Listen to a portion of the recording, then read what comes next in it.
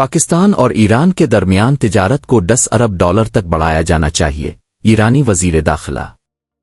پاکستان کے دورے پر آئے ایرانی وزیر داخلہ سکندر مومنی نے کہا ہے کہ پاکستان اور ایران کے درمیان دو طرفہ تجارت کا حجم اس وقت تقریباً 3 ارب ڈالر ہے، جسے بڑھا کر 10 ارب ڈالر تک لے جانا چاہیے۔ ایران کے سرکاری خبر رساں ادارے ارنا کے مطابق پیر کے روز اسلام آباد پہنچنے پر سکندر مومنی نے کہا کہ ان کے دورے کا ایک اہم مقصد دونوں ممالک کے تعلقات کو مزید مضبوط بنانا اور مشترکہ معاہدوں، خصوصاً جون میں ایرانی صدر مسعود پزشکان کے دورۂ پاکستان کے دوران طے پانے والے سمجھوتوں پر عمل درآمد کا جائزہ لینا ہے۔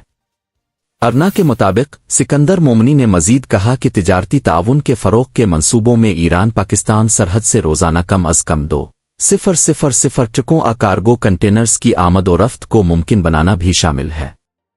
رپورٹ کے مطابق سکندر مومنی کے وفد میں ایران کے صوبہ سیستان و بلوچستان کے متعدد اعلیٰ حکام کے علاوہ کسٹمز انتظامیہ اور وزارت خارجہ، پیٹرولیم، صنعت، کان کنی و تجارت،